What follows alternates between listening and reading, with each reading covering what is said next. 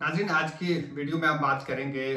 ख़ास तौर पे अफ़गान तालिबान और के हवाले से। जो पाकिस्तान के आर्मी चीफ हैं जनरल आसिफ मनीर, उन्होंने एक बयान दिया है और उन्होंने बड़े सख्त ज़बान में अफ़गान हुकूमत को ये समझाने की कोशिश की है कि जिस तरीके से पाकिस्तान पे हमले हो रहे हैं, पाकिस्तानी फ़ौज के ऊपर, एफसी के ऊपर और शहरियों के ऊपर, वो अब नाकाबिले बर्दाश्त हो गए और उन्हें टीटीपी को रोकना होगा, तहरीक तालिबान पाकिस्तान को रोकना होगा। क्योंकि तालिबान हुकूमत इस बात की ज़िम्मेदार है, उसने दोहा मायदे में ये बात तय की थी, ये लिख के दिया था कि वो अफगानिस्तान की सरजमीन को किसी भी हमसाया मुल्क या किसी भी मुल्क के खिलाफ दहशतगर्दी की कार्रवाइयों के लिए इस्तेमाल नहीं होना देगी। दूसरा मौजू आपके इल्म में होगा कि जनरल आसिफ मनीर जो हैं वो ईरान के दौरे पे हैं और ये दौरा बड़ा इंपॉर्टेंट है और इसका भी लिंक जो है टेररिज्म के साथ और तालिबान की हुकूमत का जो पाकिस्तान के साथ सलूक है और ख़ास तौर पे टीटीपी के जो हमले हैं, एक लिंक इसका उसके साथ भी ज़रूर बनता है। तीसरा पहलू ये है कि चूंकि पाकिस्तान में जनरल इलेक्शन सर के ऊपर हैं, हम जानते हैं, लेकिन इसके बावजूद जो है तालिबान के हमलों में जो शिद्दत आई है वो एक गैर मामूली पेशरफ्त है, एक बहुत बड़ी डेवलपमेंट है जिसको इस पाकिस्तान के इलेक्शन के कॉन्टेस्ट में समझने की ज़रूरत है। तीसरी बात यह है कि चूँकि पाकिस्तान ज़बरदस्त किस्म के माशी मसाइल का शिकार है और इन माशी मसाइल की मौजूदगी में दरमियान में जब पाकिस्तान का इतना बड़ा सिक्योरिटी का इतना बड़ा चैलेंज दरपेश हो गया है, तो उसकी वजह से भी पाकिस्तान की कई तरह की मुश्किलात में इजाफा हो गया। और क्या ये टीटीपी जो पाकिस्तान के ऊपर दबाव डाल रही है, इनका कोई ताल्लुक पाकिस्तान के अंदर जो जनरल इलेक्शन होने वाले हैं उनसे भी है? और क्या हमें यह भी देखना चाहिए कि क्या इनका ताल्लुक जो है पाकिस्तान की जो गिरती हुई मैशत या माशी जो अदम इस्तेकाम है उसके साथ और पाकिस्तान की सियासी अदम इस्तेकाम के साथ भी कोई लिंक है? तो ये बहुत सारी पहलू हैं जिनके ऊपर हम इस व्लॉग में गुफ्तगू करते हैं। जैसे कि हम जानते हैं कि गुज़िश्ता जब से तालिबान अफगानिस्तान में बरसर इक़्तिदार रहे हैं, टीटीपी का जो कॉन्फिडेंस का लेवल है वो बहुत ज़्यादा बढ़ गया है। और न सिर्फ कॉन्फिडेंस का लेवल बढ़ गया है बल्कि उन्होंने पाकिस्तान के अंदर जो है अपने जो उनका नेटवर्क था उसको भी बहुत मजबूत बना लिया, उनकी आउटरीच बहुत ज़्यादा बढ़ गई है। और बलूचिस्तान में हम उम्मीद तौर पर देखते थे कि बलोच नेशनलिस्ट जो हैं वो कुछ दहशतगर्दी की कार्रवाइयों में मुलव्वस रहते थे, लेकिन जो ज़्यादातर उमूमी तौर पे हमने देखा था कि जो पश्तून इलाके थे बलूचिस्तान के, उनमें अमन व अमान रहता था और टीटीपी की जो ज़्यादातर सरगर्मियाँ थी वो केपी के और जो ट्राइबल एरियाज हैं उनमें रहती थी। लेकिन अब जो है ये साबित हुआ है कि टीटीपी का बहुत उसने अपना वसी जहाल जो है वो बलूचिस्तान के पश्तून इलाकों में भी फैला दिया है। और हमारे जहन में रहना चाहिए कि जो बलूचिस्तान के पश्तून इलाके हैं यहीं से सी पैक का एक रूट गुजरता है जो बड़ा इंपॉर्टेंट रूट है। इसका मतलब यह है कि इन दहशतगर्दाना कार्रवाइयाँ और टीटीपी के पस मंज़र में ऐसी कुव्वतें भी कारफरमा हो सकती हैं कि जो सी पैक के खिलाफ मसलसल मुतहर्रिक रहती हैं। एक और पहलू जो हमें नज़रअंदाज नहीं करना चाहिए कि पिछले 2022 में जो पूरे 12 महीनों में टीटीपी के हमलों के नतीजे में कोई पाकिस्तान में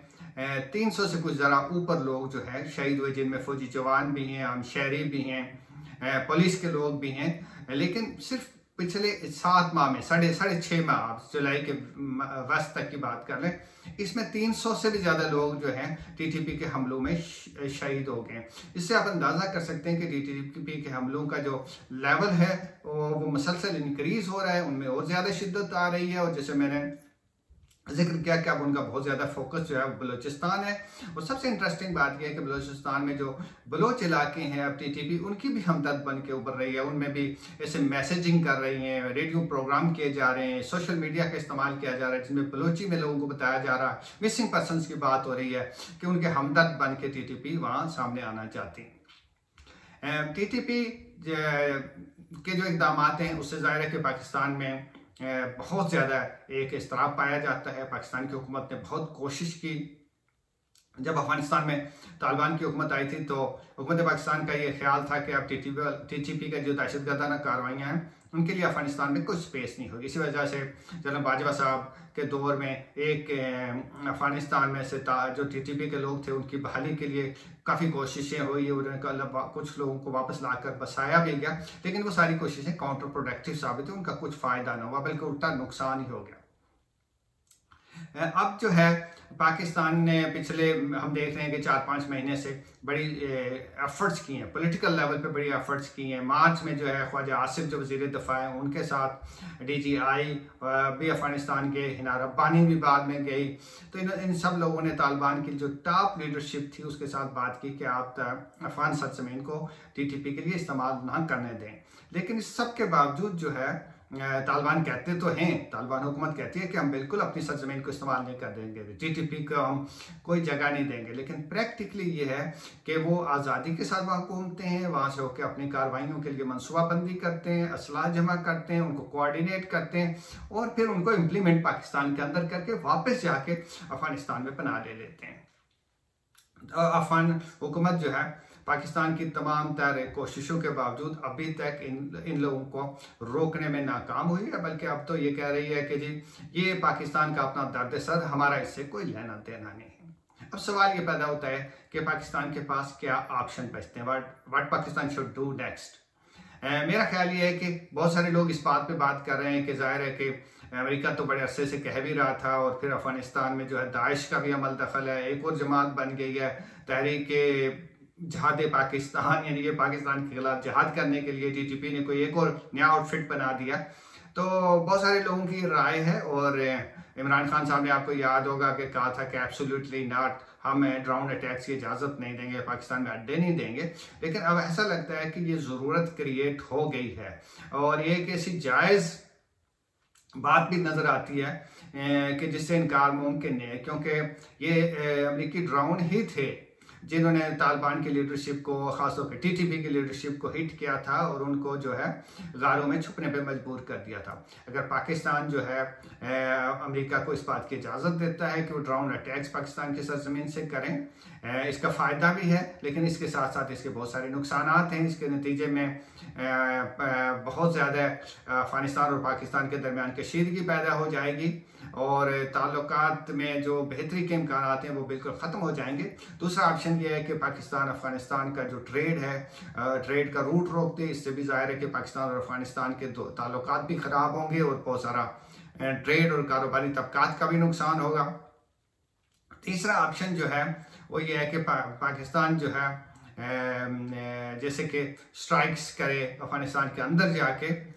जो तालिबान का मूड नज़र आता है वो ये है कि ज़ाहिर है वो इसके जवाब में पाकिस्तान के अंदर दहशतगर्दी की कार्रवाइयाँ बढ़ा देंगे, TTP के साथ और क्लोज हो जाएंगे। तो अब हमारे लिए दिक्कत ये है कि वो जो कहते हैं ना कि आप कमल को छोड़ते हैं, कमल आपको नहीं छोड़ता। ये अफगानिस्तान हमारे गले का एक ऐसा हार बन गया है पाकिस्तान के कि जिससे न जान छूटती है और ना ये ऐसा, वो कहते हैं कि ये एक ऐसा इसको ना निगला जा सकता है ना उगला जा सकता है। तो बहरहाल एक ऐसी सिचुएशन है पाकिस्तान के लिए। मेरा ख्याल है कि जो पाकिस्तान के अभी आर्मी चीफ किए थे ईरान, उसमें एक बहुत अहम पेशरफ्त है। ईरान और पाकिस्तान दोनों अफगानिस्तान के हमसाए हैं। अगर इन दोनों एक पेज पे होंगे तो बहुत सारे हालात को बेहतर किया जा सकता है। गुज़िश्ता माह जो है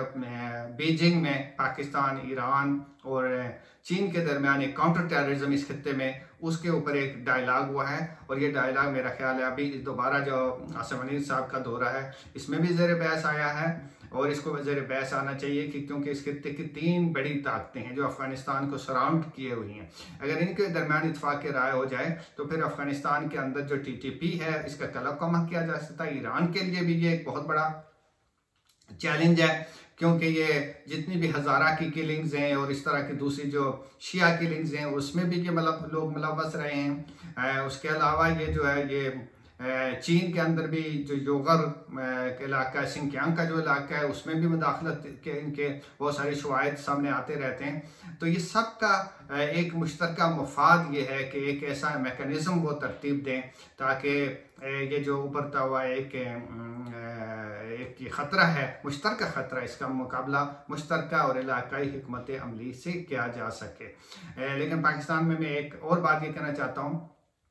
कि TTP के जो लोग हमदर्द हुआ करते थे अवामी सतह पे या जो इन लोगों को सपोर्ट किया करते थे, अब पाकिस्तान में उनका कोई नाम लेवा नहीं है, उनका कोई जिक्र भी हमदर्दी करने वाला नहीं। बहुत सारे उलमा ने इनको भी समझाने की कोशिश की लेकिन ये ऐसा भूत है कि जो बातों से नहीं मानता, पता नहीं लातों से मानेगा या नहीं मानेगा, लेकिन ये है कि